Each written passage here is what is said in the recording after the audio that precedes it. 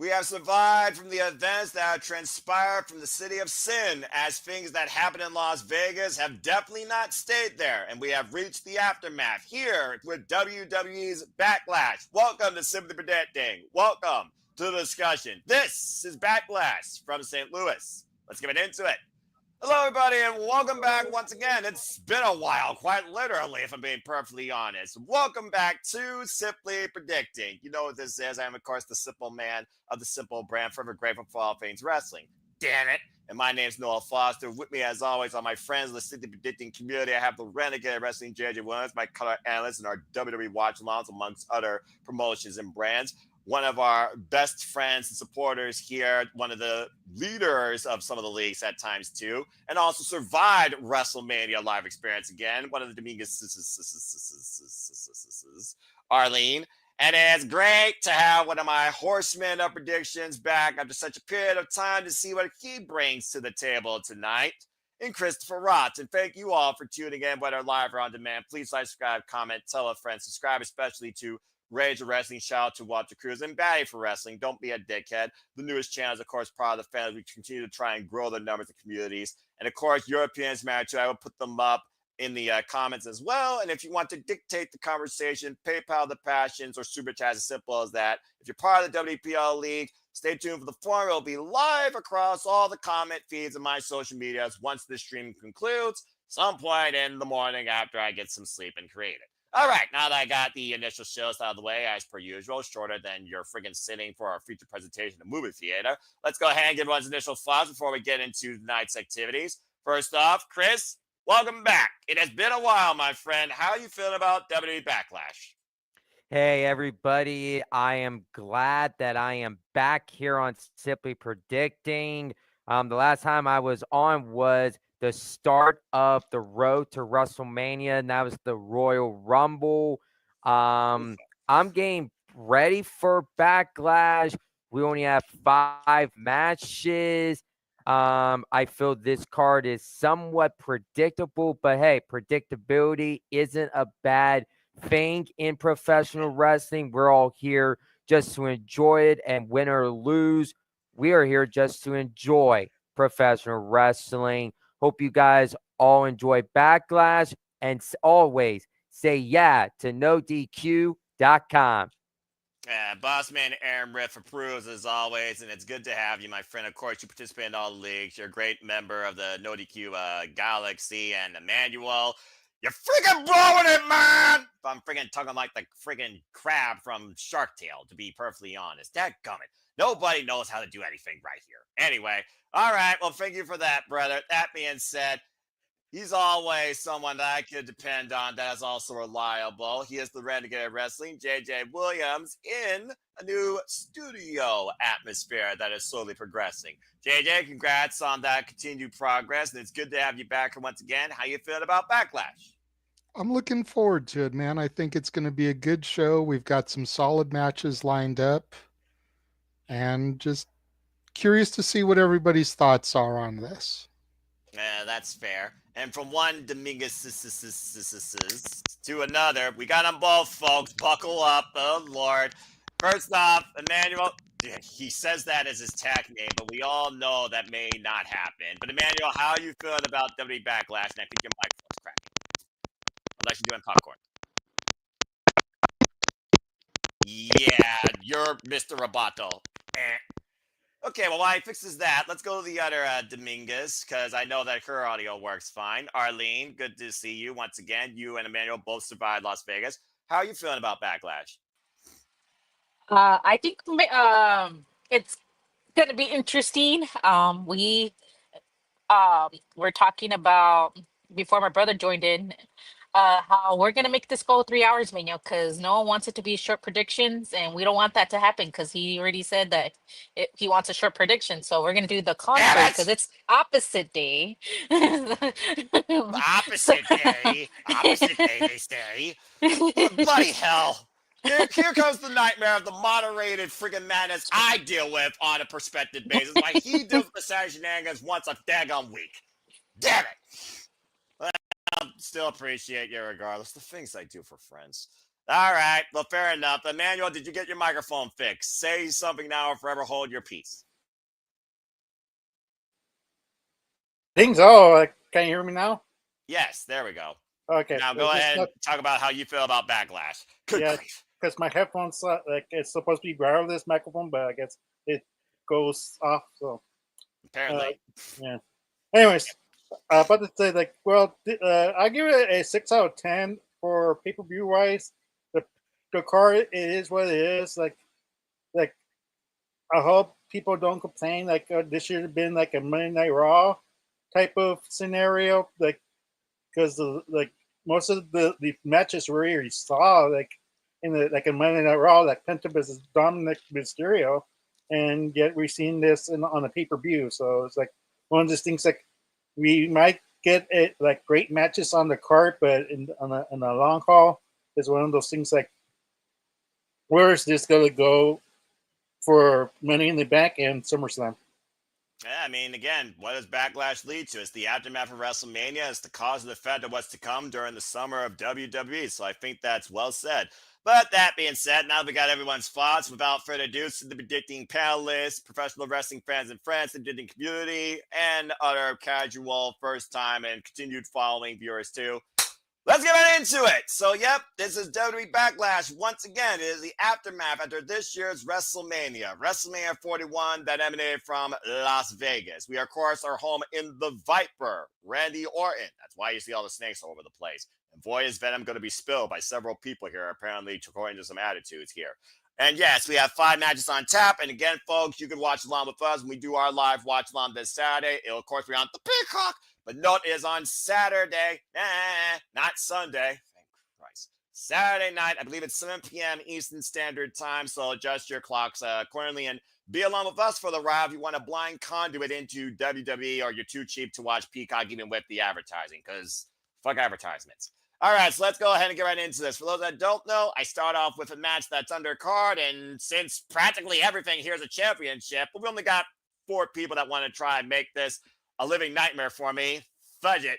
Bring it. Let's see what happens. JJ, you're first to bat. Let's talk about your boy who you call one of the best workers the last year in WWE on pay-per-view defending a championship that he finally won. Let's talk about the WWE Intercontinental Championship to kick things off. It's Dominik Mysterio of the Judgment Day defending once again against Penta Estilo Niero. Now, of course, we saw Fatal 4-Way. These 2 men were involved, where, of course, Braun Breaker was not involved in the decision. It was Finn Balor that was pinned by his fellow Judge Day stablemate. And, of course, Penta had a chance on Monday Night Raw to get against Dominik Mysterio, but thanks to the return of bobblehead JD McDonough, Dominik Mysterio is still the Intercontinental Champion, one successful defense in so far.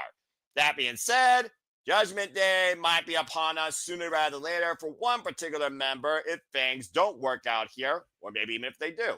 So let's go ahead and see what happens with this rematch per se, as Emmanuel so politely put it. JJ, you're on tap. Do you have a new WWE Intercontinental Champion, or does Finn Balor somehow further dig himself into a hole where he might find himself oust of the Judgment Day, it looks like?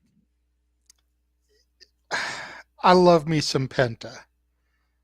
You know, Penta teaching little kids to throw up gang signs and everything. Good grief. But you can't take the belt off of Dom just yet. You just can't. The crowd reaction when Dominik won the championship was just so good. You can't take it away. And if you do, then you've got the whole caveat of, well, Liv is gone, so the Judgment Day is falling apart. And we can't have that. We just can't. I think Penta's going to get a big moment in the WWE, but it'll come next month when worlds collide. Dominik Mysterio retains. All right. And we got an opening bid for Dominik Mysterio retaining. For those that don't know, the bidding goes usually as follows for undercard matches. One person sets the bid, and we see if anybody disagrees before we move on. And since this is the opening match, and it's a mid-card title, I think it only makes sense because I would be absolutely shocked, even in a non-sober form that someone says something different regarding this championship, because I agree wholeheartedly. So that being said, it is a bid for Dominik retaining. Does You anyone- realize you just set yourself up for one of the Dominguez is to say something just because they're right gonna now. spite me, and I swear if you do this to spite me without logic, I will take you off screen. So Dominik Mysterio retains. Does anyone oppose? Going once, going twice. Yeah. I'm watching you.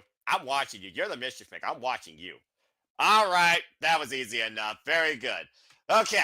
Arlene thinks your name is Bobby Lashley right now. Just I'm about to say, there's a friggin' fun of the vote of confidence. And of course, folks, you can stay tuned more of that when we cover Beach Break next week on our non-stop watch-along schedule. Good. So far, everyone is holding their best behavior and is acting smart. All right. Let's go ahead and move on. In what could be very predictable. What? Chris had his finger up. He wanted to say something. Go ahead.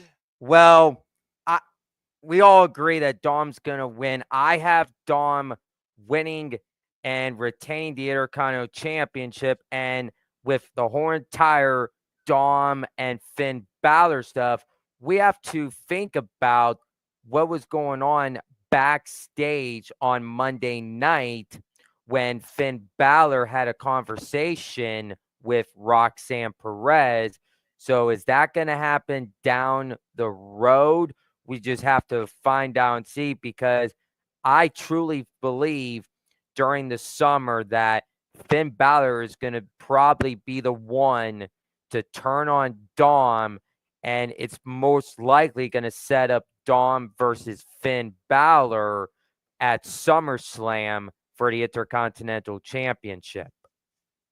It's a fair shout out again. 2-day SummerSlam. They're going to have to really stack the deck as high, if not higher, than WrestleMania if they're going to sell that stand, because Cardi B is not enough for me. Who the hell is Cardi B? Am I supposed to care about her? Oh, she's not a wrestler? Don't care. Anyway, all right, moving on. And I don't care who I offended with that either. Get a life. All right, let's go ahead and move on. Chris, you're up next. Let's talk about the Fatal 4-Way for the WWE United States Championship.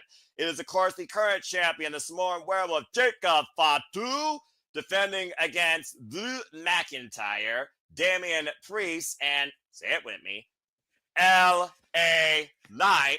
Yeah. Very good. You are a latency feed, but that's all right. The WWE United States Championship is on the line. Of course, we saw at WrestleMania, he was able to successfully beat L.A. Knight and win his first singles title, even embraced his father Haku. Very touching moment. We've also seen, though, how Sikoa might be trying to dictate things here, more so for himself, maybe for the family. But again, he's off the leash, and no one's going to stop this guy. He's all gas, no brakes. So we're just going to throw the entire Demolition Derby at him, as, of course, Drew McIntyre and Damian Priest destroyed each other at WrestleMania. I thought Damian Priest lost his voice, but apparently not. So we have a Fatal 4-Way here. Now, you guys know how I usually feel about multi-person matches, especially triple threats. Buffer, fall person. Fatal 4-Way, you have an added element. You have some of the further development.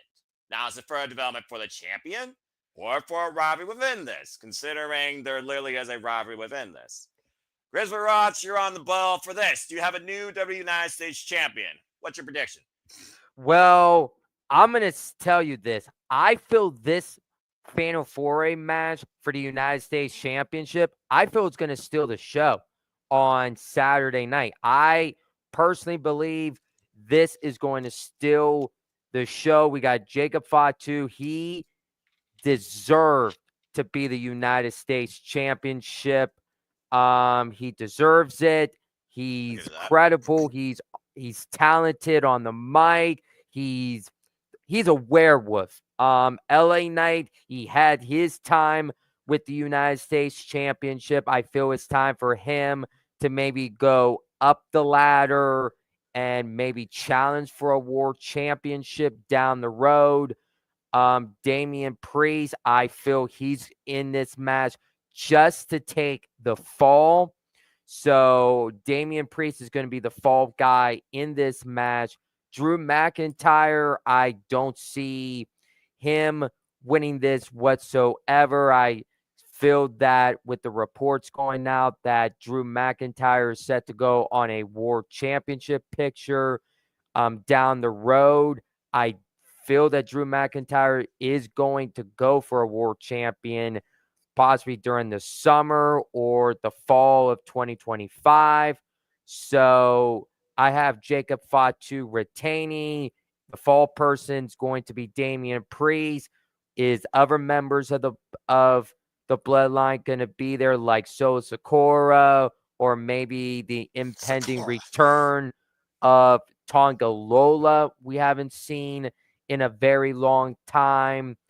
But I feel like the end goal with Jacob Fatu's United States Championship title rank is going to be in a match with Solo Sikoa, and I'm seeing that match take place at SummerSlam for the United States Championship. So Christopher Ross is trying to turn his resume in for a Triple H producer role to help book 2-day SummerSlam, and JJ will see you also in line behind him, but good luck to you both. All right, so we have Jacob Fatu retaining, and he basically picked the fall person. All right, I'll tell you what, it's the only match here without literally a one-on-one situation, and I'm surrounded by 4 people, so let's see how many different ways this madness can go. Let's get each other's thoughts as far as who you think is going to hit the fall and what could be next. What did I just open up? I knew I was going to get to this eventually, but I might as well walk in the madness before it bites me in the ass. Let's go clockwise. Arlene, you're next. What do you guys say regarding this championship match? To Chris's point, it does feel like tensions, I feel, have to be within the bloodline, and I do think Solo Sikoa is going to turn on his boy Fatu and has golden ambitions of his own eventually, especially if Fatu's more acknowledged than him, as we've seen late with W Universe. What do you guys say regarding this Fatal 4-Way Nights Championship match? Go ahead. I do think Jacob is gonna retain. I think that he will end up losing it. Maybe probably Money in the Bank is when maybe he'll lose it, and then maybe he'll be able to like get himself involved into the Money in the Bank match, and then that would be interesting. Um, but I think, eventually, like Chris said, I think Solo Sikoa is going to end up costing him the championship. Now, I don't think it's going to happen this pay per view. I think it's too soon to pull that trigger. I don't think they're going to pull it until the other Tomatonga comes back, and then he has both Tomatongas on his corner. Tongas. I don't know. I can't. Tongas. Just call them Tongas. They're the The Tongas. the Tongas. And That's and then yeah, in stereo. Good grief. and then yeah, I don't think it's gonna happen till the other one comes back. So I think he's retaining for right now. I think LA Knight's gonna be the one that eats the pin, unfortunately, on this one. And then they can continue the storyline where Damian's gonna be like, "Oh, I wasn't pinned. I should get another chance." And because like LA Knight's already gotten so many chances, I don't see Drew. If anything, like Chris says, I think he'll start going for the championship. But yeah, I think out of all of them, I think the one that's probably gonna eat the pin will be LA Knight. Okay, interesting. Well, I like the fact there is a differentiation as far as how the decision's rendered. Well, Emmanuel, considering that, yes, I know that Tonga Loa is injured. He's been injured for quite a while. We also know Drew McIntyre was literally last year's Money in the Bank winner. How well did that work out for him on the same damn night? I'm just saying. But that being said, what do you guys say regarding this Fatal 4-Way and basically the future of the championship? Go ahead. Let's see if you have something different to say than your sister. No, I mean, like, I don't know what else to say. Like, the only shocker if they actually pulled the trigger now and try to do the program as soon as possible for the SummerSlam and kind of build it up type of scenario, but I don't see that yet. I mean, that's the only possibility that I could see that in the Fatal 4-Way, that either Priest pins, LA Knight, or LA Knight just pins Priest, and you continue that rivalry, the friendly rivalry per se, because Drew doesn't really need it. Because of the mid-car act, I'm not sure if there's any possibility of that. I don't see it, but you never know. I could be wrong for all I know. But yeah, the crowd's behind Jacob Fatu, and it's noticeable that he's gonna be the next Roman Reigns. Like he's gonna replace him at this point. That's a And hot take. Yeah, it's a hot take. Yeah, and I don't know what JJ is gonna say, but I want to hear his point of view. Well, I did save him for last because it's just the way the screens worked in this case. But let's see what he has to say, since you guys did talk about one of his friends, of course, in the fall. And we talked about this United States Championship and the Bloodline saga now for the last 5 damn years. So here we go again with the never-ending story. All right, JJ, it's on you at this point. So everyone's pretty much said the same thing, and I also do believe that Jacob Fatu is going to retain because, duh. But as far as what happens next within this field or beyond it, whether Solo Sikoa does start to come into play and you tease what could be ahead beyond Money in the Bank, knowing that Money in the Bank is next month, SummerSlam is in August. What has July got? Don't know yet. What do you guys say regarding the WWE United States Championship here and the men involved? I got to go with the lady of the panel. I completely agree with Arlene. Jacob's going to retain. And as much as I hate to admit it, my old buddy, Eli Drake, LA Knight is going to be the one to eat the pinfall. You've got too much going on with the Priest Drew thing right now. That's not fully done, I don't think. I agree. So that leaves them to brawl outside of the ring, maybe even brawl out into the fans, leave LA Knight and Jacob in the ring. Jacob takes advantage, gets the pinfall on LA Knight. It could even be something where Solo tries to cost Jacob, ends up getting LA Knight. Jacob takes advantage, but is like, what just happened here? To kind of start planting those seeds. Samoan spike from behind his back with a vulnerable person while the other two are brawling all over the place. To your question about what's in July, I haven't seen an official release yet, but the rumor is Night of Champions in Saudi. Okay, well, that did happen last year. No, 2 years ago. No, it was last year. Yeah, it was literally last year, to be fair, in about May. So I guess that would kind of make sense. And then that's why Crown Jewel is going to be in Australia, because they're giving them Night of Champions. Okay, I was about to say. Plus, the Rumble is going to be in Saudi, so they don't want 2 pay-per-views that quick. That makes sense. It's the only pay-per-view they're supposed to be doing over there this year. That makes sense. Plus, we got Clash in Paris. I believe that's also in August, towards the tail end of August, which, of course, is after SummerSlam. But again, 2-night SummerSlam, you're going to have to deck this card out stronger than WrestleMania if you're going to sell out that stadium at MetLife. So that's fair. It's one of those things, though, where I do feel bad for LA Knight, but in a way, it might be good for him because I do think LA Knight's been way too tied up with the United States Championship lately in his career. He needs to go after bigger things in WWE than a Slim Jim sponsorship. We've already seen what he could do with the United States Championship. And I do think there could be a lot of merit to him going after the World Championship, or dare I say, Money in the Bank. I think he could be a key candidate for Money in the Bank this year versus Braun Breaker, who's with the Vision on Monday Night Raw. If it wasn't for this Vision thing, my Braun probably would have been my primary right now, but I'm putting my money into LA Knight. And I'm not just saying that because it's in LA either. Coincidental, maybe, but you tell me. But again, further things down the line. But yeah, I think you and Arlene hit the nail on the head when it came to who eats the fall, because if you looked at last year's Drew McIntyre's run, that storyline went 3 crazy-ass matches for over half a year. They just had their first one-on-one. So yeah, it makes perfect sense here. Further that rivalry, LA Knight, he eats the fall against Jacob Fatu. Jacob Fatu still holds on to the title. All right. Well, let's go ahead and move on from there to the only match not regarding a championship. Emmanuel, you're on tap for this as we look and see who truly is complacent or who's going to get choked out. Because, ladies and gentlemen, I demand all your gratitude for your former reigning World Heavyweight Champion, the Ling General.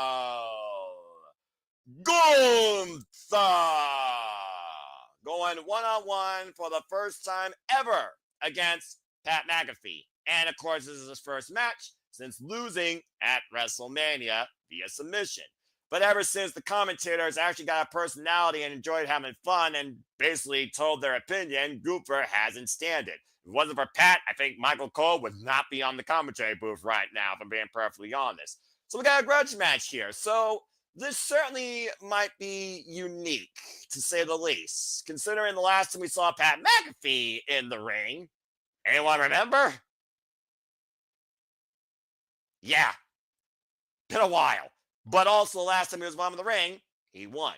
But the thing here is we're testing Gunther a different way. While he's been champion over 90% of his entire career, what does he do when gold is not tied to him? Is he complacent like Pat McAfee said? Or did we just unleash something that's even far more dangerous for the entire WWE landscape and still prove that the match is sacred? Amanda, that's for you to decide. Who you got winning literally this grudge match? Who gets choked out? Gunther. I mean, that's that's the easiest question of them all. Gunther is gonna destroy Pat, but like, unfortunately, WWE has other plans. They gotta stretch the match. Unfortunately, trying to have a slight possibility that Pat McAfee might win against the Green General, but right now, that's not what Gunther needs right now. A lot of people have been criticizing him as the world championship. Like, it's been that lackluster.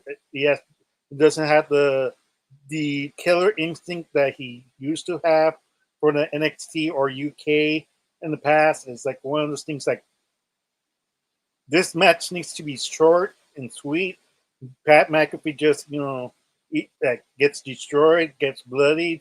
Even if Michael Cole throws the white towel, saving his pal, like that's what needs to happen. Like, we need to see that, like, wow, like Gunther doesn't care who you are, what position you are. Once you're in this ring, he's gonna dominate you and beat your ass no matter what, and that's what needs to happen.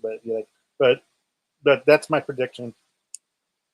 So he's got Gunther bludgeoning Pat McAfee to the point that Michael Cole might throw the towel in to save his friend. Talk about making it personal, to say the least. And we've seen Joe Tessitore and Michael Cole able to hold it down on Monday Night Raw, so that's fair. Plus, Pat McAfee is not a full-time in-ring competitor. Just saying. Okay, so that is one for Berlin General Gunther. This match, again, is also the only match on this card not concerning a championship. But we're talking about aftermath, further implications.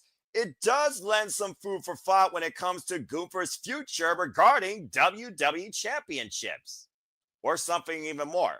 So let's go ahead and see what the rest of y'all have to say. Let's go around the horn.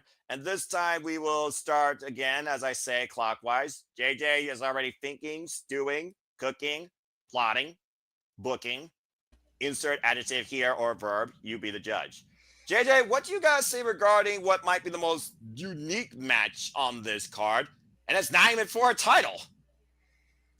First of all, let me say, Lord, I apologize for what I'm about to put out in the ether, and nobody smite me if it ends up happening. Uh-oh.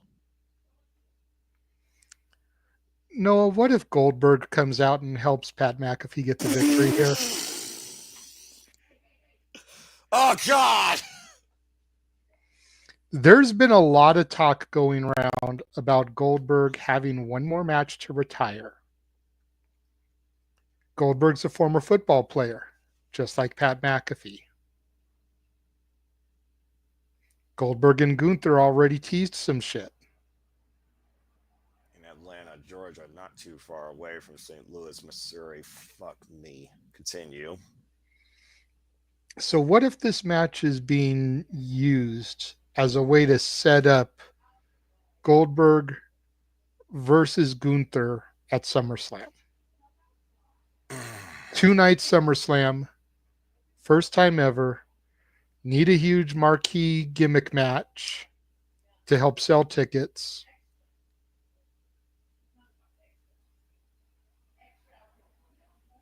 But wait.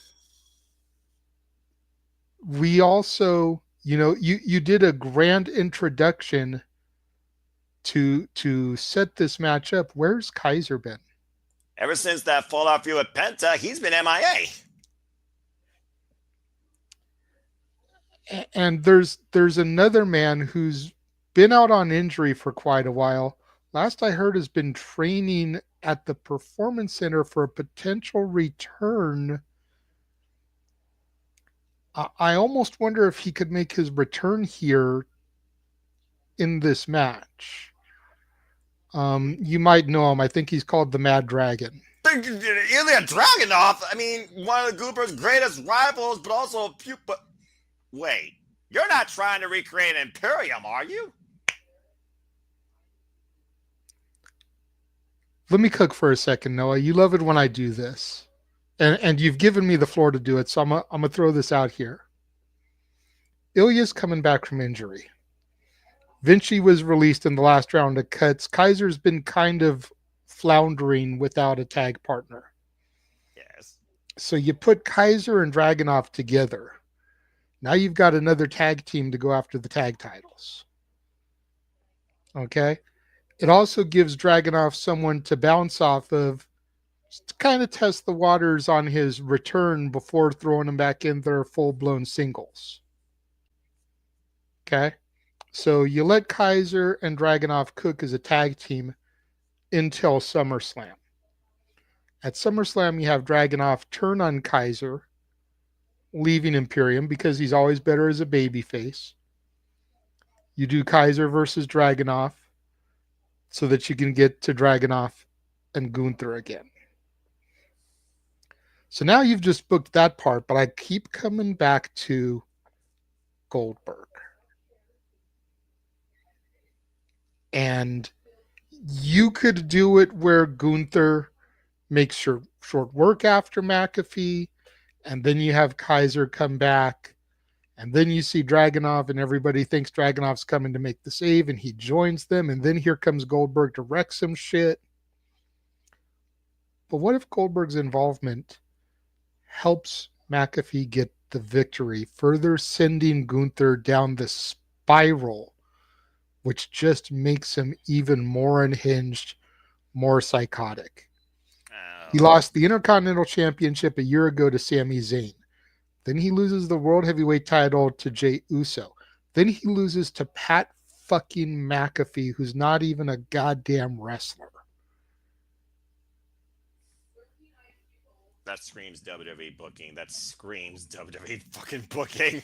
Now, on the flip side, and I heard this mentioned on the No DQ predictions today, shout out to the Boss Man Rift and his panelists. Someone said that what if, to Emmanuel's point, Gunther kind of makes short work of McAfee, chokes him out, injures him, and then Cole leaves with him to go to the hospital. Now you've got an empty commentary desk, and you put Tessitore and Wade Barrett on the commentary for the rest of the show. Because Cole is so distraught about what just happened to his friend Pat McAfee that they leave for the rest of the show. I feel like Joe Tessitore right now is being tested by Michael Cole to be the next guy to be the voice of WWE with the fact of what's been happening with commentary. So I know I just laid a whole lot out on the charcuterie board, but that's the kind of shit that's been going around my head lately. Well, damn you. Okay then. Wow. Ela, Goldberg, Ludwig, commentary changes. The only thing he didn't say was a friggin' tag match, and you got Goldberg and Pat McAfee tagging against Gunther and Ludwig in some capacity. Jesus. Money in the Bank. Oh, fuck me. I shouldn't have said that. All right. Well, that being said, it's still Gunther apparently right now so far, but there's definitely a polarized spot when it comes to what is afterwards. All right, Arlene, I see your hand. Then, Chris, we got you, especially to what JJ cooks. So go ahead and take a taste and lend your thoughts towards this. And do you agree with your brother as far as Gunther winning? Whether he makes it swift and painless, or slow and extremely painful. Oh, I was just gonna say before you went to Chris, wasn't Gunther the reason why Ilya Dragunov got injured? So why would he join Imperium? That doesn't make sense to me. I thought it was Braun Breaker, though, off a bad spear spot or something like that. Pretty sure it But was a he Braun was. Breaker match. Oh, okay. Because I'm Yeah. like, if it was Gunther that injured him, that would make no sense for him to join Imperium. But I couldn't remember. It wasn't it during a Gunther match then? Correct me if I'm mistaken, good sir, as we follow Monday Night Raw as much as we can, but I was pretty sure that he got almost like, I think, a concussed protocol after a bad bump against Braun Breaker in a singles match. I don't recall Emmanuel saying Braun Breaker, but to Arlene's point, as far as it making no sense, it's just a clear-cut case of keep your friends close and your enemies closer. That also works, too, in the logic of guerrilla warfare, but continue. Oh, yeah, Gunther's winning. I was listening to the JJ said with the prediction people like with their predictions and stuff and how he was gonna go through all the commentaries and then he's gonna eventually end up with Goldberg. The flaw I saw in that was like people that actually don't like Pat McAfee, like let's say, oh, I'm just gonna throw a name out there, just Corey Graves is not gonna defend Pat McAfee's honor. This is And accurate. that was one of the names that was thrown out there. Wade Barrett, yes, I could see it, but like besides that, like no other. I don't see like any of the other ones stepping up to bat that were wrestlers that are commentators step up to bat to defend Michael Cole and Pat McAfee's honor. Let's face facts. So I think Accurate. if it, if if anything, like I can see Goldberg at ringside. He's probably going to be in the front row.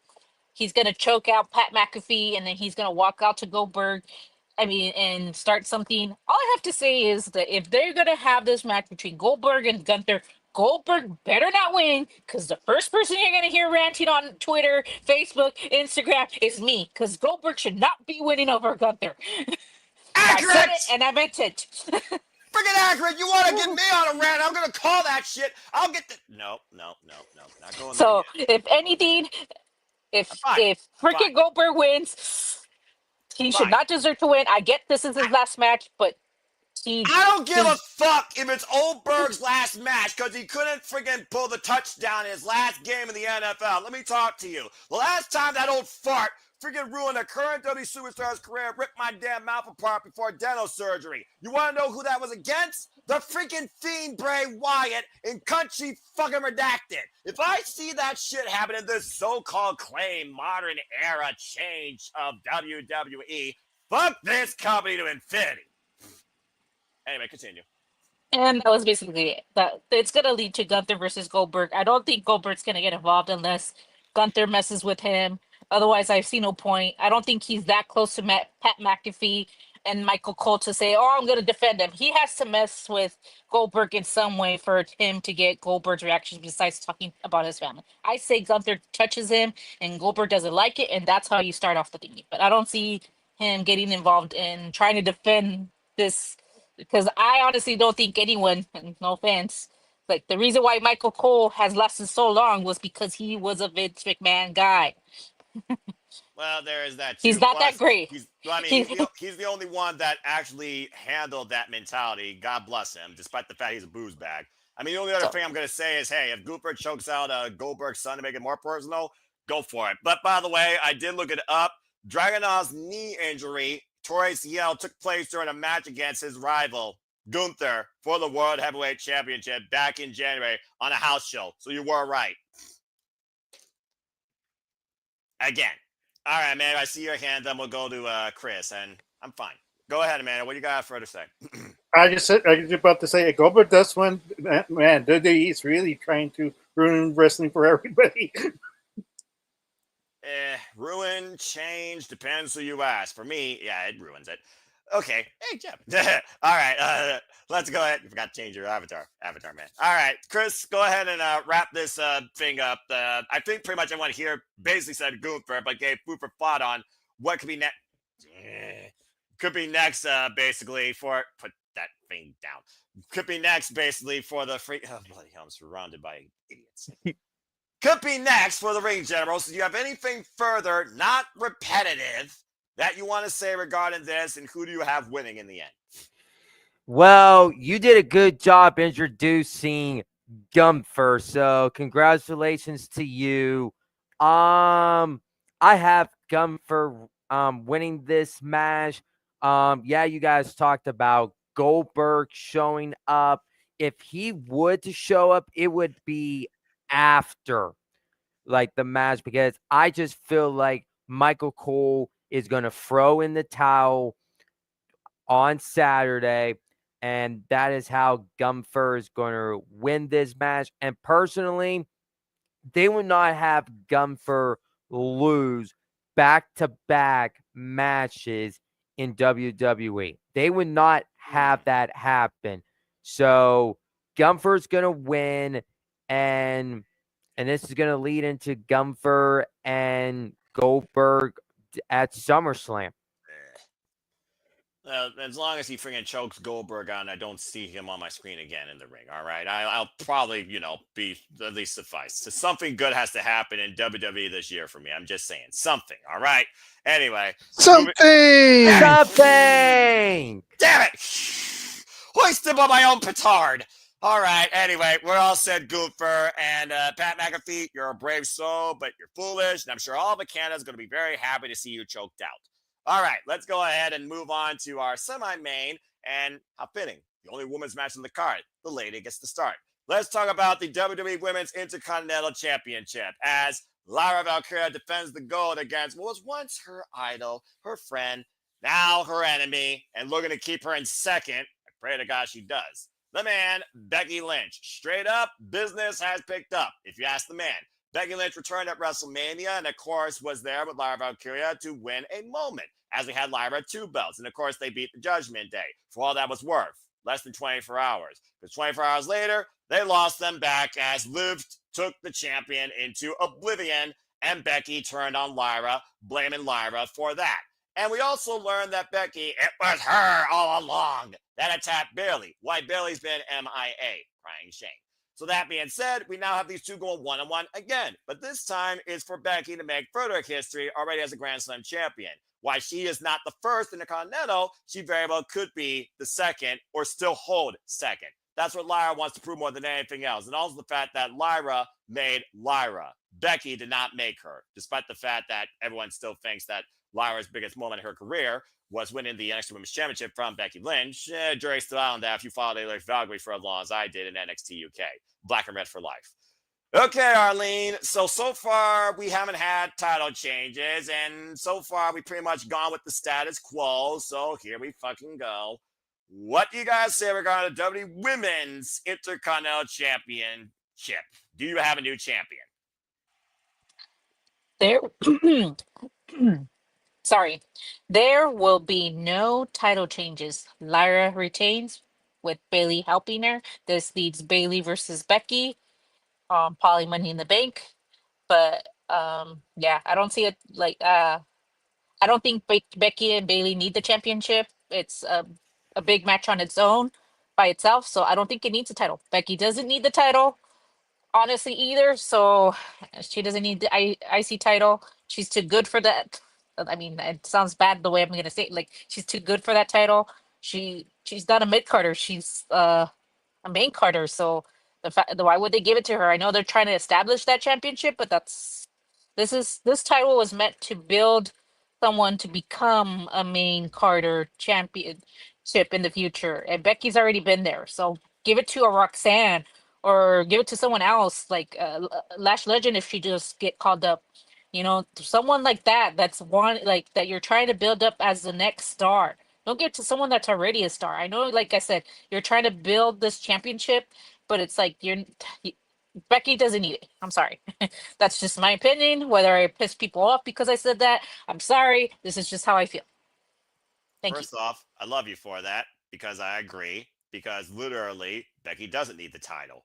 And again, a new title, build new stars. You're already at least the crop of stars you refuse to build. Why don't you do some with someone that still exists since the draft last year that you've actually pushed quite a bit on the main roster? And correct me if I'm mistaken, but I'm pretty sure somebody on this panel multiple times has tried to book Roxanne Perez versus Lyra Valkyria for this championship. Not that I'm putting out any names or anything, but very good, Arlene. So that being said, the opening bid, I didn't say anything. The opening bid is for Lyra Valkyria to retain the WWE Women's Intercontinental Championship. And ironically enough, considering this is probably the only match outside the main event that has any real build on this card, let's go ahead and get everyone's thoughts. We'll go this time counterclockwise. So from one Dominguez's to the other.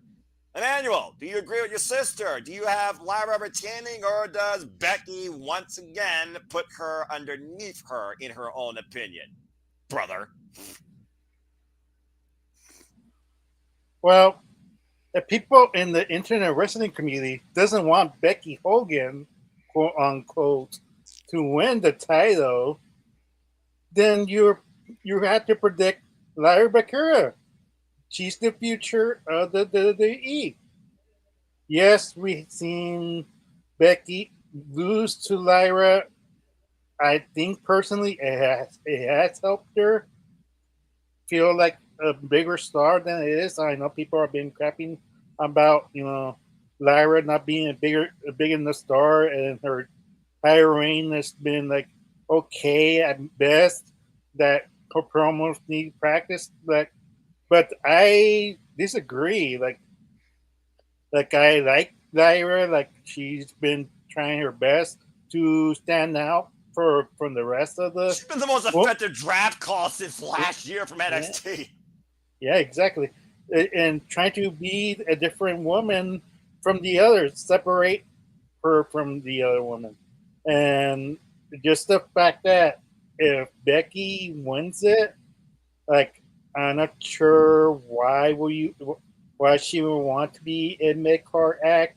I guess to elevate the younger talent, but that takes her so far because yes, this is the problem with AEW within WWE, in my opinion. They have a veteran going over just rookies or younger talent, and you beat them, but you don't do anything with the upcoming stars that you're supposed to push. You do nothing with them, and then they get forgotten, and then lose to a bigger name that. But I feel like my sister is right. Like, give it to Roxanne or give it to Julia. Like, if they're gonna be main roster bound, that's the shoe in right there. Like Yeah, those are the two names that you need to give them to, because at this point, I'm not sure what they're doing with the NXT ladies, with Stephanie, with Julia and Roxanne. They keep putting them in NXT matches, yet they're in main roster matches. It's just one of those things. Keep them in one place. Yeah. Keep them in one place, and we kind of get a better idea as the fans, as viewers, what they're doing in the future. Because right now, as me, as a long-time viewer, it's confusing me. I'm not understanding the logics of them going back and forth. Why are you chasing for the NXT Women's title, and yet you're in the main roster going for a different title, or trying to make yourself a name yourself? It doesn't make sense. Well, again, logic and WWE wrestling in general don't go in the same sentence, but I still respect your opinion. All right, so we got 2 so far for Lyra Valkyria, 3 as well, because at the end of the day, Lyra, in my opinion, I would like to see her face Io Sky, but I want to see Lyra and Roxanne run it back. I want to see Lyra and Julia finally mix it up. Let Lyra continue building this title, considering the fact she had more competition than Chelsea Green had on that vacant SmackDown Women's division. Good luck with Selena. I'm glad she got her moment, but what the fuck you going to do with her? BFAB? Anyway, let's see what happens, all right? While the Raw Women's division at least has a little bit more depth to it, let the fresh competitor grow off the other. Shoot, Ivy now had one of her best matches this year because of Lyra Valkyria. Ain't that some crazy shit? And she's the only one that still standing back here as friggin' Devil's Kiss is a real move, not a dumb meme for somebody as idiotic as Booker T on commentary. Anyway, okay, so we got 3 for Lyra Valkyria. JJ, what do you guys say regarding the WWE Women's Intercontinental Championship? Go ahead and tell your thoughts. And hello, Ash. I agree with the consensus of the panel here. I think Lyra's going to retain, possibly with assistance from Bayley. I see both sides of the Becky debate, though. You know, now that these mid-card titles have been established, the Grand Slam parameters have been redefined. Mm-hmm. You know, so now it's not the Raw, the SmackDown, the NXT, and the tag titles to be Grand Slam. Now it's a world title, a tag title, and the 2 mid-card titles. Yep. So for anybody that has been considered a women's Grand Slam to still have that accolade, they need the women's IC and US title now. So Becky could be the first one that's just that much closer by offing Lyra here. But you're right. I do constantly book Lyra versus Roxanne for the IC title because Roxanne dethroned Lyra for her second NXT Women's title. Exactly. Stand I think it would be a great callback, which Triple H is very fond of, to have Roxanne defeat Lyra, possibly at the 2-night SummerSlam for the Intercontinental title. And then, even though Lyra may not have been the greatest inaugural champion, still say it should have been Natty. Fuck the haters. I still agree on that. Plus, Natty deserves a shot at it, but continue. So, even though Lyra may not have been the greatest inaugural champion, by holding it from December of last year till August of this year, that's a pretty damn good run. Mm-hmm. That really helps establish things. Unlike the Hot Mess, who lost her title after 3.5 months. I know. Easy, Noah. Easy. I'm fine. I'm not saying it to get you riled or to prod the bear there. I'm just making an observation. I know. You're fine. I'm fine. So I think that does a lot. And then Roxanne will be that person to help take it to the next level. She's the prodigy for a reason. Damn right. So Lyra retains, and then kind of like Arlene was kind of saying there, you've got the Bayley involvement. Money in the Bank, you can do Bayley versus Becky. You can even put the stipulation where the winner gets a shot at Lyra at Night of Champions, if that's the July pay-per-view. Have Lyra win again, and then you can move on to somebody else. And you've completely gotten that out of the way. Yeah, also, I believe the one thing that the man has not done, unlike Bayley, I don't believe Becky's ever won Money in the Bank. So if she actually doesn't want to go after this, she might set her sights on going after Io Sky for all we know. Considering, again, she lost that title due to shenanigans with freaking Judgment Day that led to Liv Morgan's Revenge Tour last year. So who's unless to say? Becky and Bayley cost each other qualifying matches. Thus, you further that tension, you run that rivalry back at the 2-night SummerSlam. I think you're on to something, JJ. Shut it, Ash. All right. Okay. So that being said, so far it is unanimous for Lyra Valkyria. Good deal. Good job on all of you. All right, Chris, go ahead and close this one out. Do you believe Lyra also retains as well? Is it a clean win? Does Bayley come in during it or after it? It's a clutch roll-up, as we've seen. Again, we've seen how resourceful Lyra is. Hell, we saw how resourceful Io Sky was against Roxanne Perez this past Monday night on Raw. Just saying. A clutch roll-up like Matt Jackson did to Swerve Strickland on Dynamite this week? Yeah, exactly. Literally, AEW and WWE. Guess what, folks? The same things happen in both companies. Get off your fucking high horse and watch what you like and leave the people alone for the stuff you don't like. Fucking get a life. freaking internet wrestling community, all stuck in their virtual assholes. Anyway, sorry, not I'm sorry. a hot mess. Whoa. Don't get me started on Def Rebel. Anyone that's Def Rebel officially is in trouble. Trouble, trouble, trouble, trouble, trouble. You know that's one of the better songs. Hush it. Accurate. Anyway, go ahead, Chris. Go ahead and talk about this match. You got a new champion, or do you agree with all of us? Where so far it's been unanimous so far, every match. Let's see if Chris tries to break it. What do you guys say regarding this title?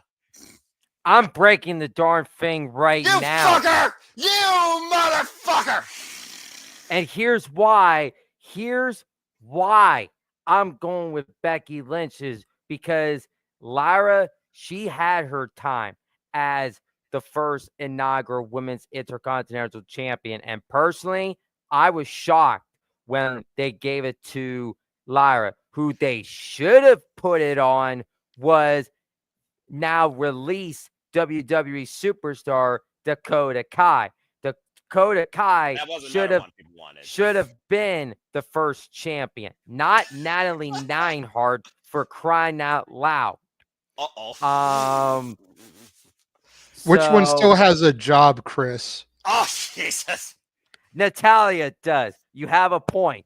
Which one hasn't been injured 15 times in the entire length of time they've been under contract? Okay. Okay, you have a point. So That's why Dakota Kai didn't win the title. She's too fucking injury prone. So Poor Dakota Kai. and here's why I'm Continue. going. Calm down, bro.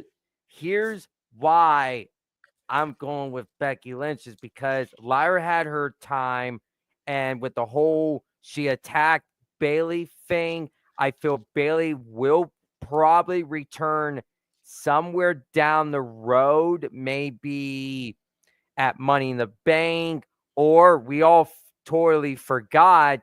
There's a rumor going around that we're going to get Evolution 2, the all women's pay-per-view, somewhere in July. I think that they're rumored to happen on July 5th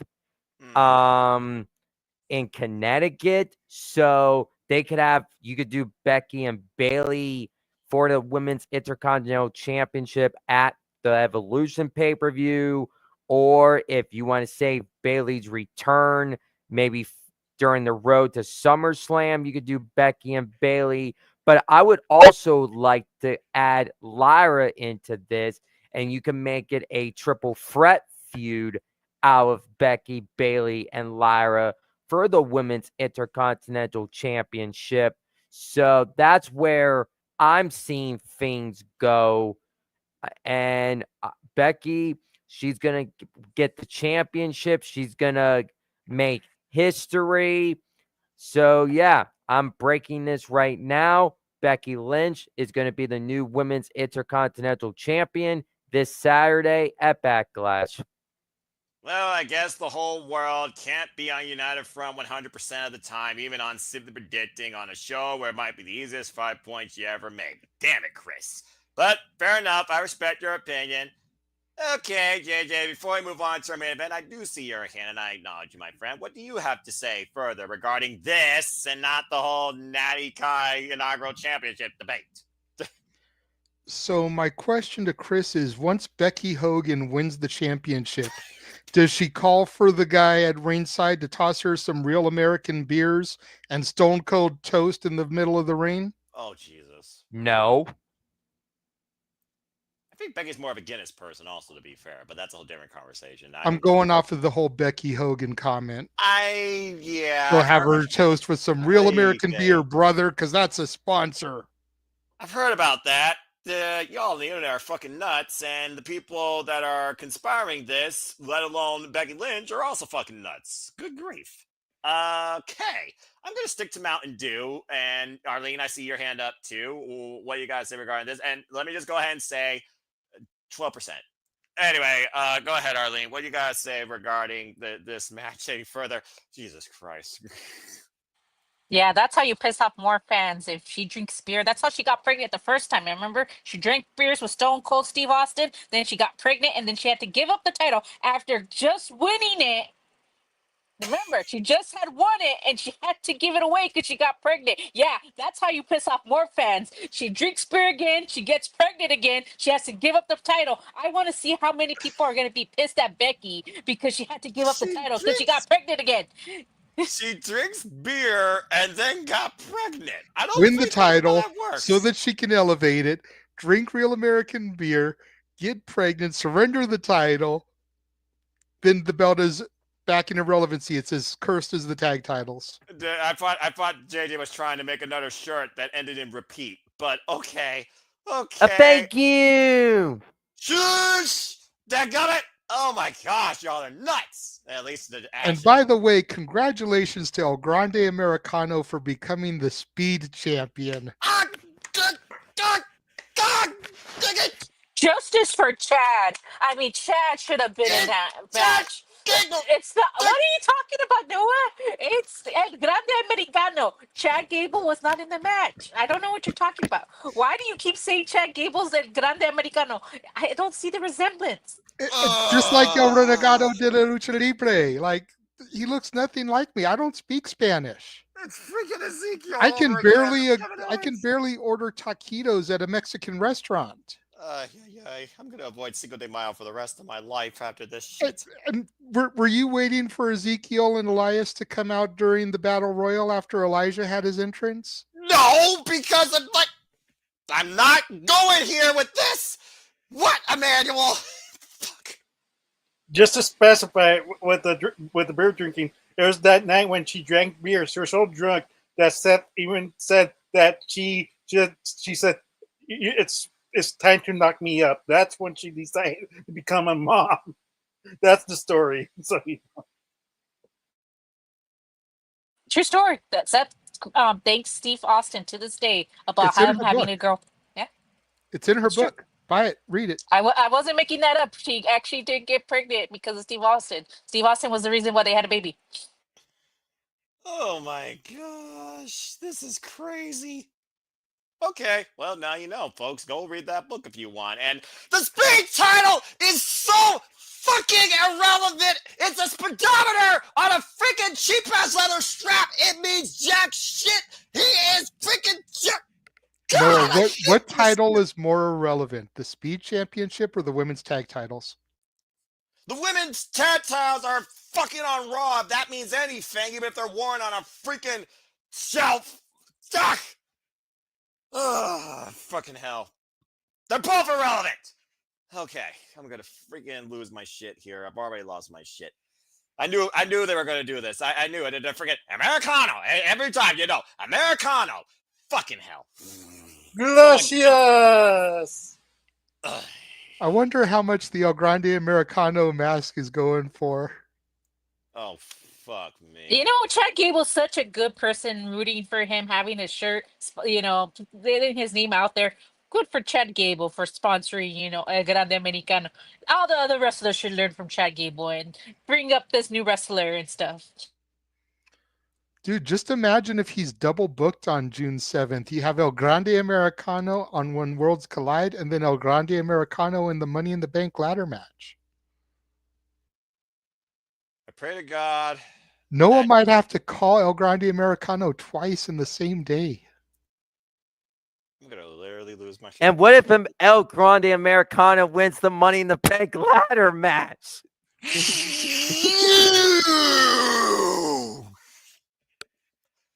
This is the last time I'm going to deal with this El Grande Americano conspiracy theory. Okay. Real talk, real quick. Real talk, real quick, Noah. What if El Grande Americano does win Money in the Bank and then loses a mask match and is revealed, as you have claimed all along, to be Chad Gable? Would he have to surrender the briefcase? Or would Chad Gable then be able to cash in the briefcase? This is something I would like to know, because El Grande Americano won it. If he gets unmasked to be Chad Gable, does he have to surrender the briefcase and nobody gets to cash it in? It's the same person. It's like revealing a superhero's identity. What the fuck are you talking about? Of course he would. Bottom line, you freaking cash in, you fucked unless you actually win. It's as simple as that. That's why Money in the Bank, it doesn't have a 100% win rate unless you're a fucking woman. Fucking hell. The bottom line, Americano is Gable. He's Gable. We know he's Gable. A blind monkey with one eye. I told you, until you can prove it, you cannot make those allegations. Oh, fucking hell. And because I can prove to you that they are two different people. So until you can legitimately prove to me that he is Chad Gable, you are not allowed to say an unkind thing about El Grande Americano. That was the deal.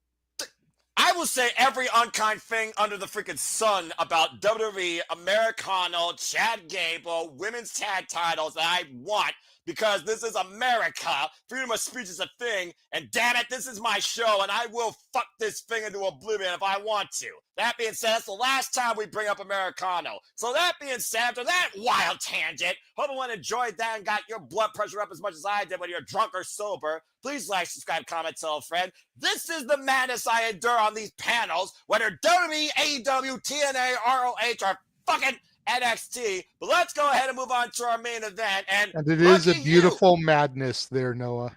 The beautiful madness is Julia, all right? And this is not beautiful madness. This is redundancy. This is the never-ending story. This is my freaking life and my freaking anxiety at an all-time high over 9,000 because of you guys and this freaking Americano nonsense.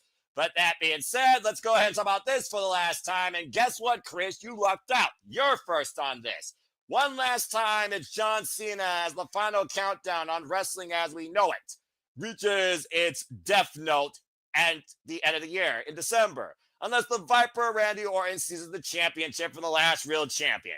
It's John Cena versus Randy Orton, insert number here, for the Undisputed WWE champion. Where in this bizarro world where I can't fucking prove that Chad Gable's Americano, apparently, Randy Orton is a babyface and John Cena is a heel. Yes, folks, this is 2025. Do not readjust your vision or your eyes if you're watching WWE for the first time after a decade.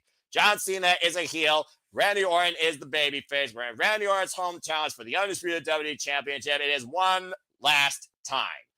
Okay. Fuck me. Chris, what do you guys say regarding this? Okay, first off, let's just fucking get it out there. If any of you fucking idiots say that John Cena's losing this title, I'm officially ending this stream. Chris, what do you guys say regarding this championship match as we continue in the final countdown of the remaining dates that John Cena says is the last real champion that we see? Go ahead. And we will go clockwise again. Arlene, Emmanuel, and JJ will send us home. Go ahead. I'm glad that I'm back on Simply Predicting. Oh, I'm sure you are. I'm sure everybody is. Damn it. Well, the last time I was on a panel video, John Cena is a babyface. Now with my return on Simply Predicting, John Cena is a heel. And personally, I was shocked when John Cena turned heel at Elimination Chamber. I was stunned and I was shocked. And now with this happening on Saturday for the last time, Cena and Orton, they're going to go out and they're going to put on a banger of a match. I've always enjoyed John Cena and Randy Orton's matches, and I'm going to enjoy it for the last time. Cena won his 17th championship at WrestleMania against the American Nightmare, Cody Rhodes. Hearing like rumors going around that is the American Nightmare, Cody Rhodes, going to be showing up Saturday. I know he's on the poster for Money in the Bank, and he's also rumored to be advertised for the May 16th edition of Friday Night SmackDown. So I personally believe Cody is going to return on Saturday, probably after the match. And I know later in the year we're going to get John Cena and Travis Scott teaming up in a tag team match. So about this pop culture trend WWE bullshit. So on a mood tonight. Continue. So, what if they surprise us on Saturday? Whack ass Is rapper. Travis Scott comes out, there's a ref bump, and John Cena wins with heel taxes. Both Cena and Travis Scott attack Randy Orton senseless, and we get the return of Cody Rhodes, and we get at Money in the Bank the tag match with Cena and Travis Scott taking on the team of Randy Orton and Cody Rhodes as Randy and Cody. They are reunited as Legacy, and they have that amazing callback when they were a tag team. And we have to give thanks for Randy Orton for putting on 20 plus matches, 20 WrestleManias in his career. And I'm officially going to say it. Thank God I saw Joe Hendry at WrestleMania. Stop! Bless it! He fucking said the name! You Say freaking his name and he appears. I believe in Joe Hendry. It's gonna happen eventually. So thanks to him, and Saturday, John Cena retains, and he continues his 17th championship reign. All right. I know you're going to be watching this thing all the way to the end of the year to see if anyone has that ruthless aggression to take this from him. Okay, that being said, we're doing as little as possible. And quite little retort there. Nice job. Chris has, of course, said John Cena will retain, but it sounds like he already set up the next chapter of this involving Money in the Bank. Let's go ahead now and see how you guys book this here. And again, the Master Chef, he has to do everyone else's dishes first. So welcome to Hell's Kitchen, JJ. Arlene, you're up next. What do you guys say regarding this match? What happens after this? Like my little headline that it says underneath my name, I have to hear my friend say how her band Cena beat my band Randy Orton for life. It was a long car drive home when Cena won the title.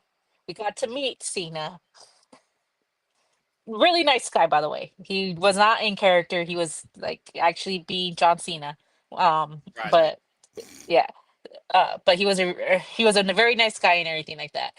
But you talk about this Seal Kina. I'm sorry, like what heel um run is he going? He said he wasn't giving the fans what they want, but every pay-per-view he's giving them a t-shirt with John Cena's last place that he's gonna be here. Hey, the people are Insert foolish enough whatever to buy it. pay-per-view. Yeah. So I'm confused. I thought he said he wasn't giving us what he wants, and yet he's selling out T-shirts and stuff. Okay. Anyways, Reverse I psychology? don't think if you want to piss off fans and get more heat on Triple H because people already don't like him as it is, this is what I would do. Like everybody's saying, I would start this matchup where John Cena disqualifies himself, slaps the ref, starts running into the crowd. WWE logo pops out. Thank you for watching, you guys. And pay-per-view. That'd be the cheapest ending ever. That'd be hilarious. But how many people are going to be pissed? This is what we got. I paid, and how many people are going to be pissed? Because I saw the tickets, the cheapest tickets I saw for Backlash, Blood Nose were in the hundreds.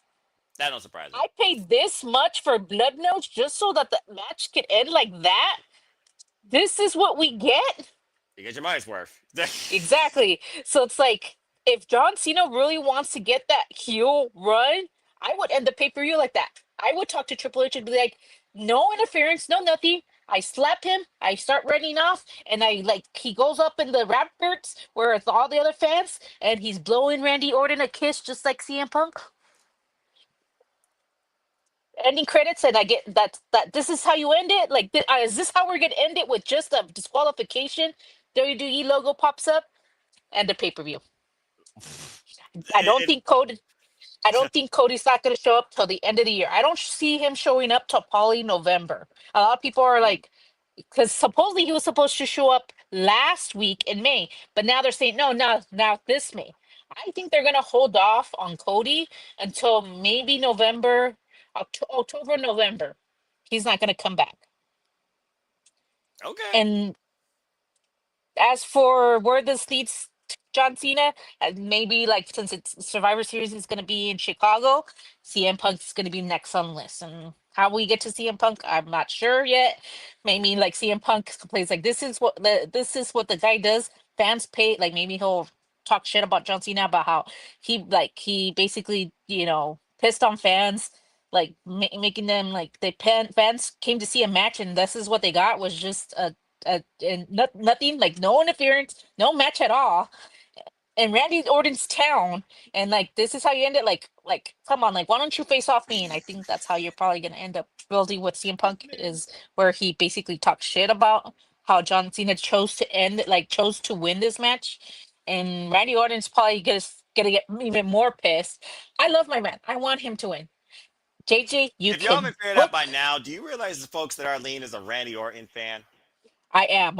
I love Randy Orton. So the fact that it kills me that I had to hear my friend say John Cena won over my man For the in this last very time. last, I am just gonna lose it. But Breathe. anyways, Breathe. There's already one my person here with high blood pressure. I don't need others. so you can bookmark this, JJ. I said to my brother, if Randy Orton leaves with the championship as new champion, I will personally donate $100 to your channel if he walks out champion and they What declare the him new hell? champion. I do not. That's how confident I am that Randy Orton's not going to win. You can Okay. bookmark this, JJ. I mark my words. I never, never have lied to you before. Bookmark this. If Randy Orton is declared a new champion, I will personally donate $100 to your channel. And you don't even have to do anything. I just donate $100. That's how confident I am that John Cena is going to retain.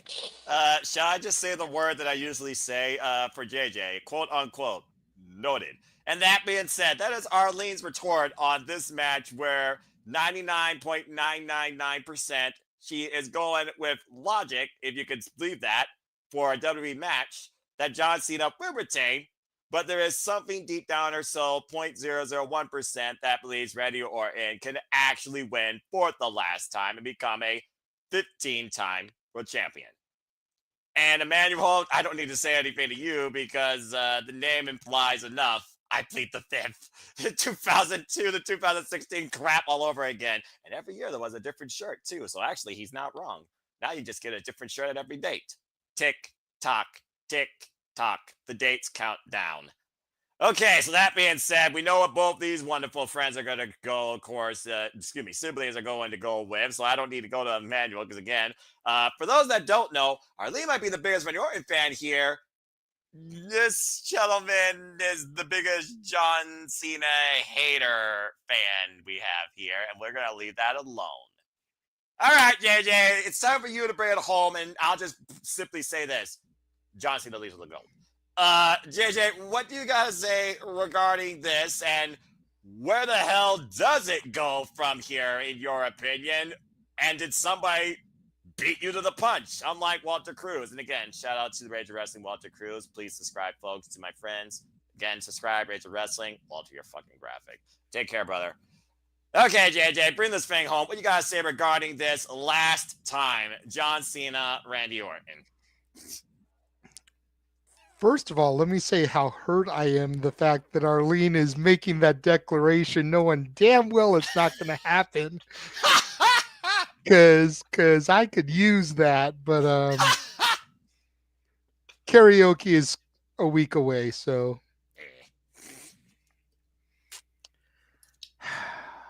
See, the key here is we always predict who is leaving with the belt. Ding. So John Cena is going to leave with the title. I don't think anybody disputes that. No. You know, I do believe that Randy will win the match via disqualification, but he still doesn't leave with the title. The only way I could see Randy leaving with the title, and keep in mind, this goes to the 0.0001%, but the only way I could see Orton leaving with the title is if they move the belt from Orton back to Cena, either Raw or SmackDown or Money in the Bank. Wouldn't be the first time they did some crazy stuff like that. Continue. Because even though John Cena is now a 17-time champion and has surpassed Ric Flair's record in WWE, you idiot. Continue. That's why I said it the way I said it, Noah. I know. But Flair's technically a 21-time champion and has started calling himself as much in interviews because of it. So you do this, then Cena becomes an 18-time champion.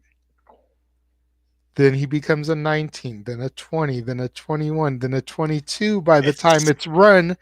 And WWE has been so petty that they get rid of Flair's real record too. It's Charlotte Flair and Sasha Banks all over again, 2016. I mean, realistically speaking, every pay-per-view Cena could lose the title and then get it back on the next Raw or SmackDown.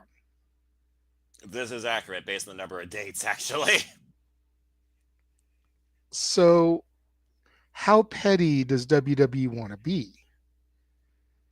WWE could be petty as hell, but Paul Levesque is still a Triple H, is still a Ric Flair mark through and through.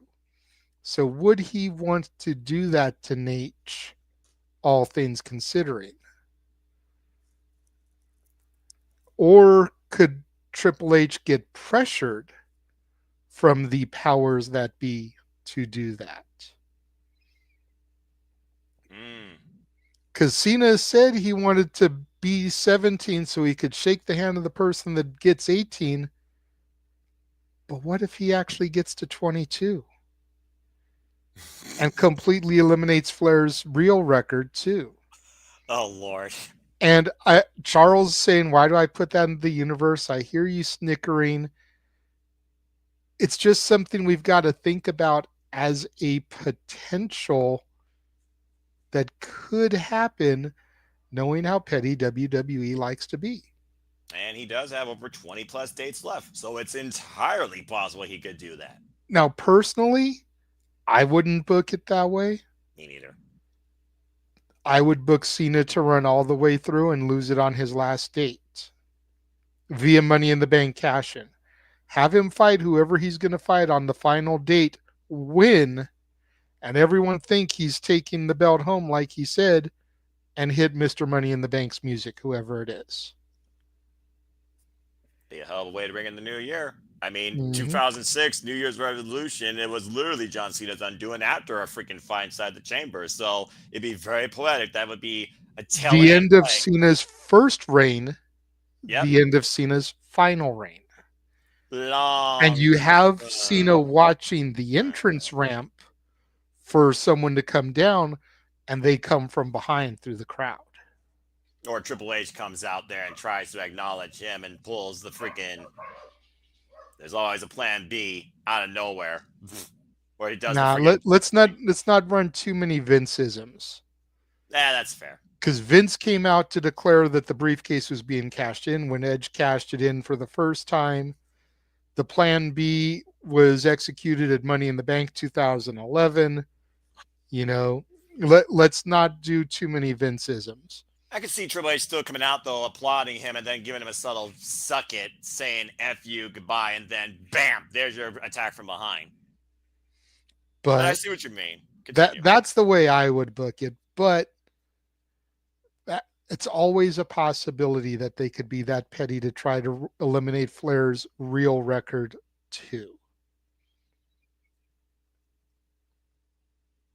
But Cena's leaving with the title, much like everybody said. And I think that despite the fact that Cena is trying to ruin wrestling, quote unquote. This could end up being one of the best matches in Backlash history.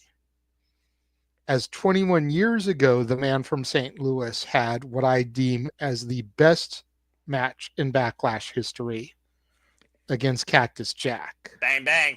Yep. I still go back and rewatch that match.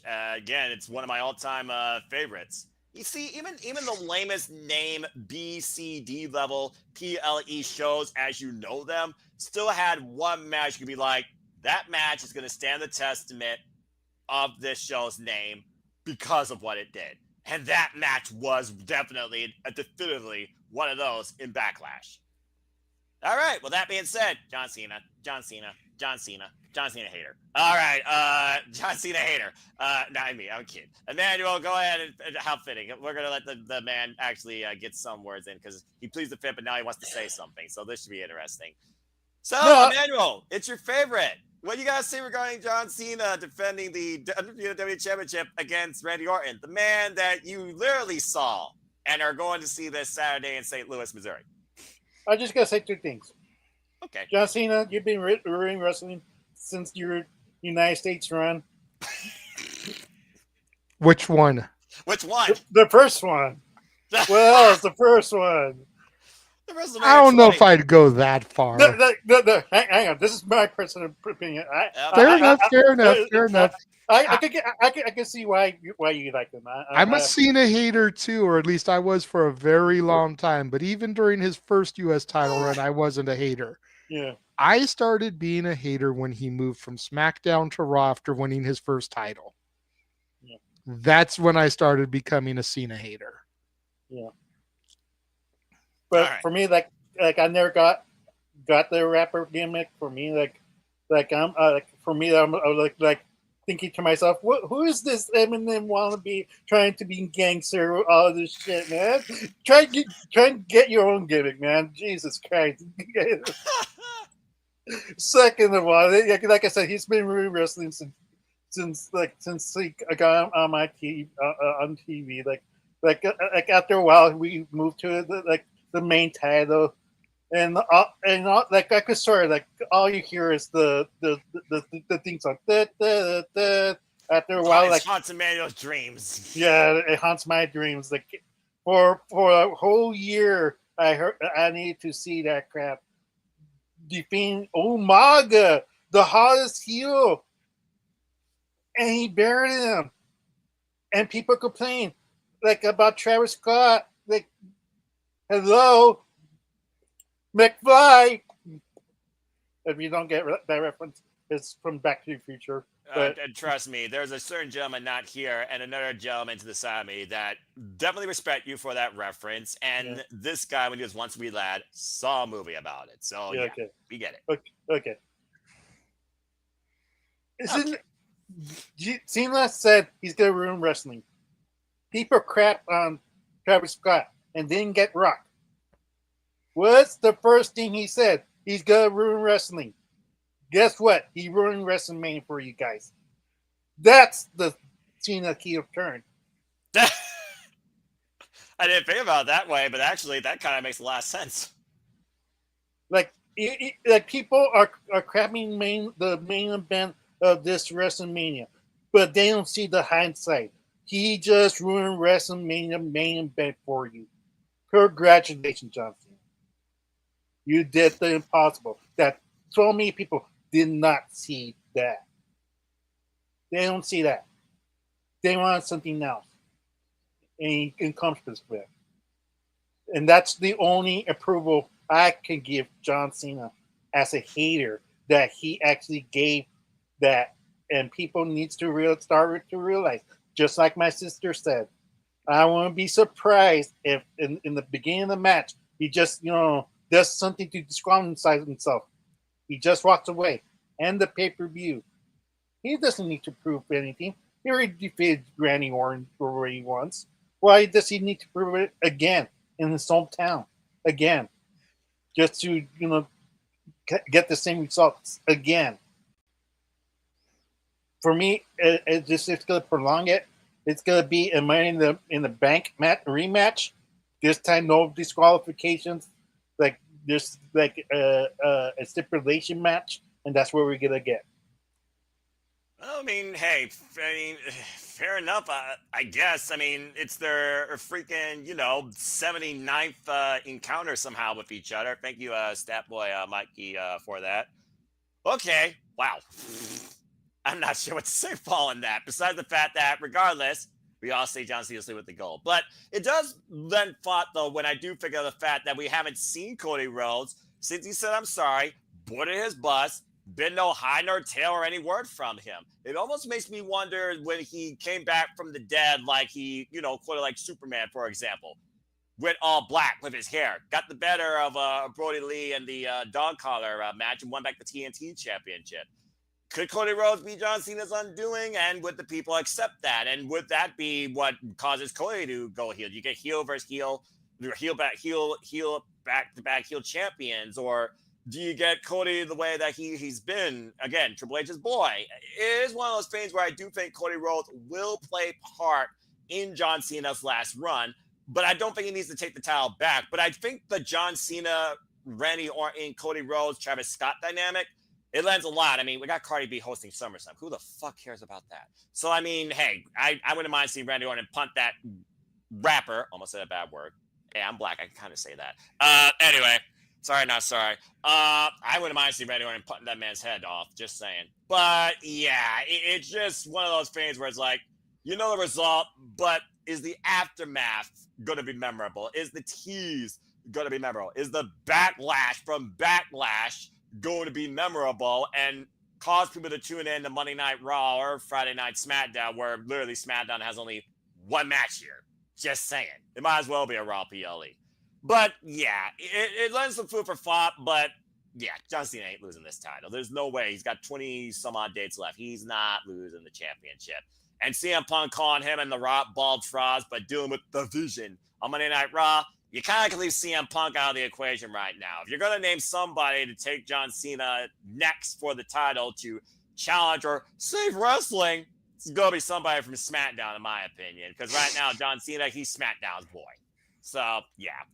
All right. Well, that being said, good stuff. Good talk all around. People trying to see what happened with who takes it from John Cena, Money in the Bank, new superstar. Do we once again rely on nostalgia? How many people can you name from John Cena's history that previously faced him, that could face him on these remaining 20-some-odd days? And would you be willing to see that, whether it's Sheamus, whether it's Rusev, whether it's insert name here? Let your minds wander too, folks, because I'm pretty sure Backlash is not going to be the end of this run either, too. And for all we know, JJ, you might get your wish. You might get NXT involved. You might get something phenomenal. One of the best trilogies I ever saw in WWE, in my opinion. Thank you, Mauro, for calling that, by the way. Again, food for thought.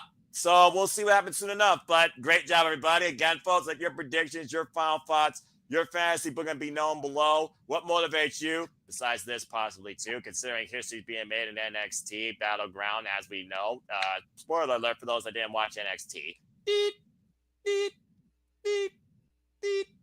Joe Hendry is defending the TNA World Championship against NXT's Trick Williams at NXT Battleground. I cannot believe that's fucking happening. That's insane. So that is already one of my must-see matches for the month of May, and I suggest everybody else tune into that as well, as NXT continues to surprise us on a weekly basis. Maybe a little bit too much for some people to surprise or taste.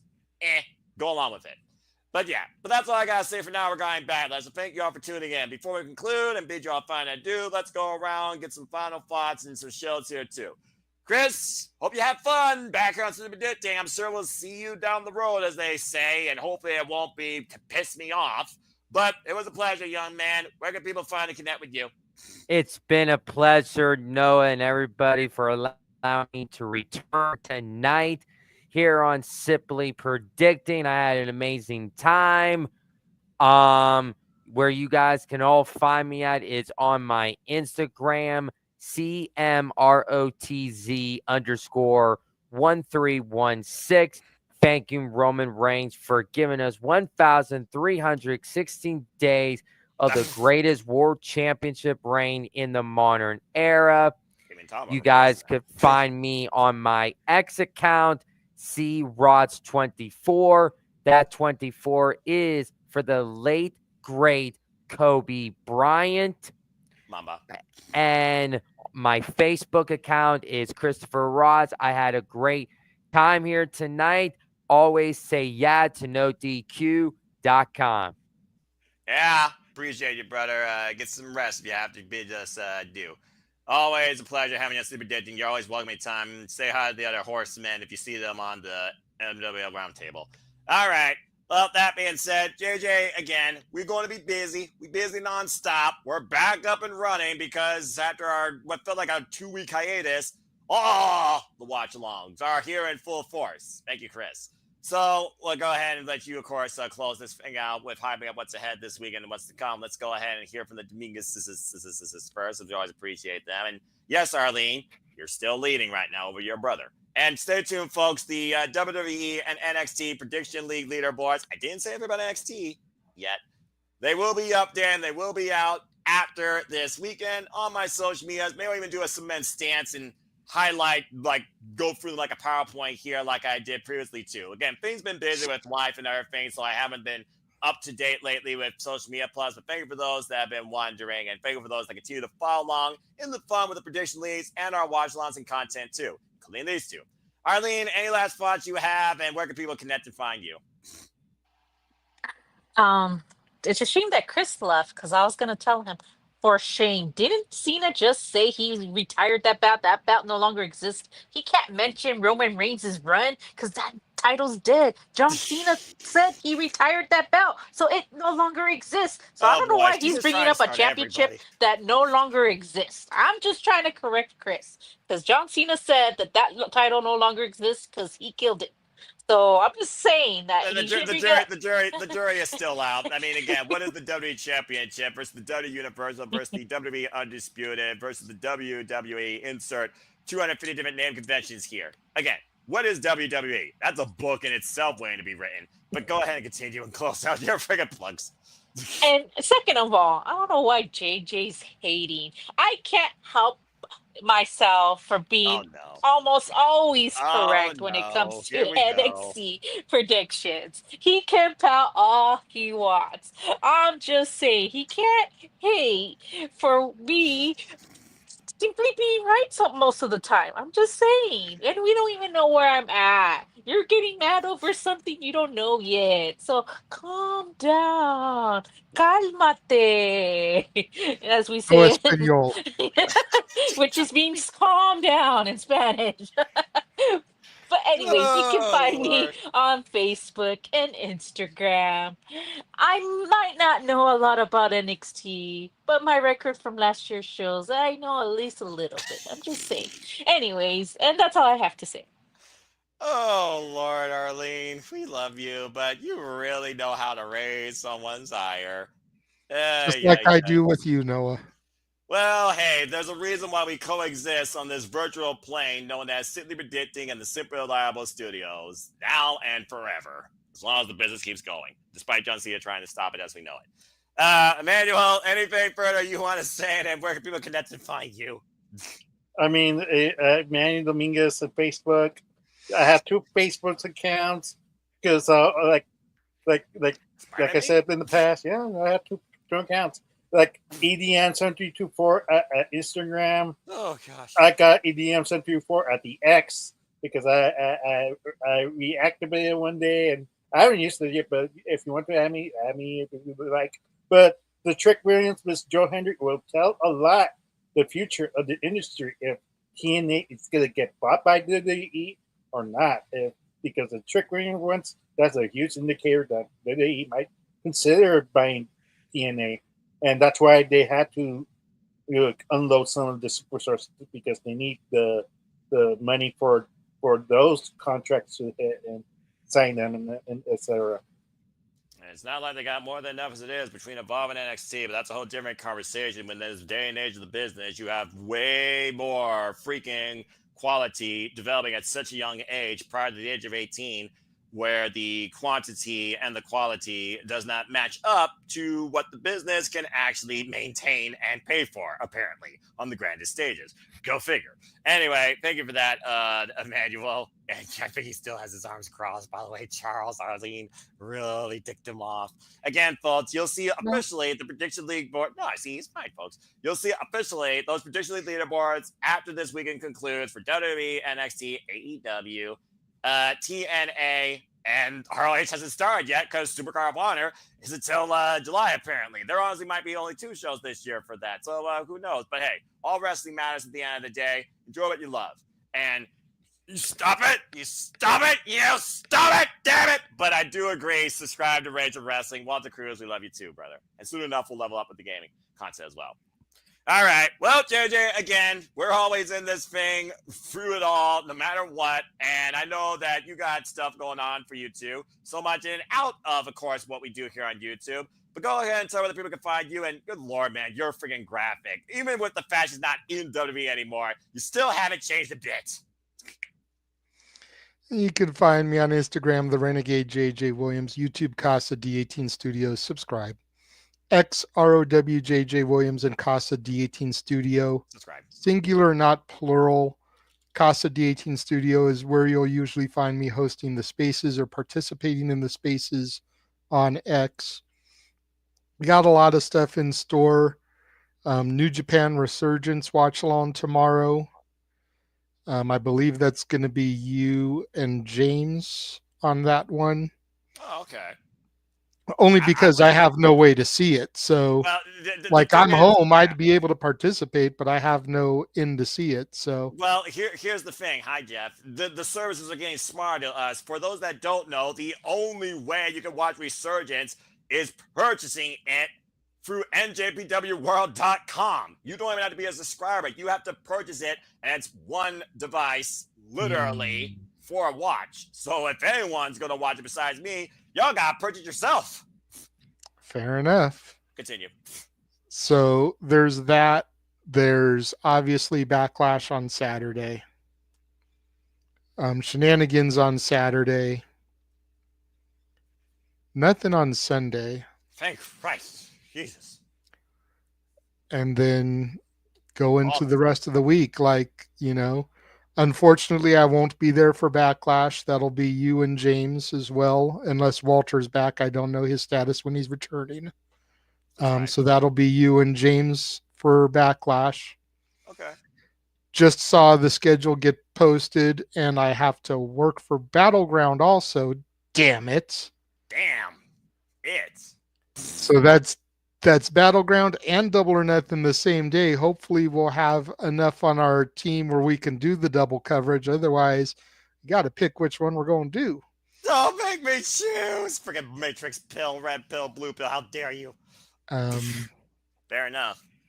But yeah, I'll be off for Under Siege. I'll be off for Saturday night's main event, but they have me scheduled for Battleground. So unless I can swap with somebody and, take Friday Under Siege, then maybe I can work something out. But that schedule just got posted. Got plenty of time to figure it out. You got, but it's all a matter of timing, just like anything else. As far as who wins leagues and what happens during shows and who does great for predictions and how you handle what you watch and how you handle what you scroll and see on your damn phone. Although some of you people need to work on that far more than others. Just saying. And of course, then we'll be having some conversations off air about not necessarily retro watch-alongs, but doing watch-alongs like a couple of days late, because Reality of Wrestling is doing a show on Saturday as well, and that's where La Princesa is going to get her hands on Queen Charmel. So I know we want to do that show as well. All the wrestling, as we do. And Ash, I more than welcome it. And again, folks, please, don't be a dickhead. Subscribe today to Bad for Wrestling. She's going to be putting out content soon, including, I believe, AEW reviews. So please become part of Batty's Army today. Be a young punk. And again, Ash, if you can, We'd love to have you part of the fun. You did a great job with Prestige. I looked at a little bit of y'all's work. Again, I love how everyone's just coming to their own and having so much fun with this. All right. Anyway, well, thank you, JJ. And again, folks, you know me. I keep it simple. You want to follow and engage with me? What all I do is host this madness and deal with other people's madness on a weekly basis. Things I do for friends. You can find me at Foster916 for all things wrestling. Shout out to WFAM, of course, on the social media platforms. Interview Impromptu will be back again soon. Don't know when. They're always out of nowhere. Don't know what I'm going to talk about either. I know me and Walter were super reliable. When he returns back to the forum, we got, of course, the top 20 that we owe you for April. And we'll level up once again with gaming content. And the next time you'll see me virtually on this screen, outside of shenanigans, unless I'm GTSing, it will be for watch-alongs. I know I'll be doing Backlash. I know we also got Beach Break coming up. We know, of course, we have Double or Nothing and Battleground. Flip a coin, see what happens, or let the people choose. Eat your heart out, Cody Beaner. We also have, of course, Under Siege and so much more to come. As, of course, here at the Survivor Studios, we give you all the content, all the entertainment you need, all the fun you can take on a weekly basis in and out of all things wrestling. And DJ Mutt King, definitely appreciate you following along. And Charles, appreciate you too. And again, folks, X, YouTube, that's how you keep a prediction link forms. I post them on both on my social medias. I give you a deadline. And of course, you have 30 minutes before the show goes live to make your predictions final. The form will be out literally in the morning, so please stay tuned. It will also be in the comment sections down below of each of these live streams too. Indeed. The wrestling. And that's really all I got to say here, too. Appreciate you always. But as always, I'd like to conclude, there are no winners, no losers, no betters, just fans with opinions with this passion we all share. At the end of the day, folks, support one another, respect each other, protect your mentality, too, treasure your families, no matter if they piss you off, because that's just human nature. And just for alive and enjoy professional wrestling, it's truly as simple as that. But with that being said, thank you so much once again for tuning into another very fun and somehow still long edition. Anything but here at Simply Predicting. It's always a fun watch along, though, and a joy for everyone else that's part of it. And also, good luck to Natalie, the most soulful voice here. I know that she'll put her predictions in later. Please like, subscribe, comment, tell a friend. Hit the bell as videos live on demand on any of the channels here at the Simply Audible Studios. Hit the subscribe button, subscribe. Especially to the newest members, the youngest members of our course community in Batty for Wrestling, and of course, the Rage of Wrestling. Subscribe, subscribe, subscribe.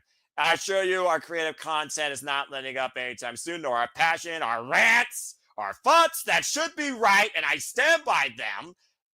And of course, so much more, not up anytime soon. But that's it for now. So in K-Mega fashion, I bid you now a fine adieu. Now, British Game Show fashion, we're going to, of course, get everybody out here as usual. British Game Show goodbyes. So for Arlene Dominguez, who may still be in the lead in NXT, keyword maybe, say goodbye. Gracias. Damn it. For Emmanuel, who pleaded the fifth but still sees John Cena now on a weekly basis on his final run, say goodbye. Adios. His silence speaks volumes. I'm not sure if that's towards John Cena or Arlene or for both. And for the man who, again, no matter what the score says, there you go. No matter what the score says, I will stand on the mountain alongside him when I preach that this is his NXT. Damn it. JJ, till Saturday, go ahead and tell the people goodbye. Bye, bye, bye. Non-copyright. And of course, for me, and as always, believe in Joe Hendry, it's also a goodbye for me too. So until next time, whether it's a watch along, somebody did things shenanigans, or someone else and out here on YouTube, make a positive impact in life. And have a good night. This has been Simply Predicting WWE Backlash. Thank you for tuning in. Have a good night, folks. It's gonna be May. It is May. What are you talking about? All right, I'm hitting the freaking button. It's been a El number. Grande Americano is not Chad Gable. He is Chad Gable. I will be vindicated. Damn it. I will be vindicated. This shice will be resolved. I'm hitting the button. I'm going to freaking go to bed. Good night, folks. Bye. Good night. Night.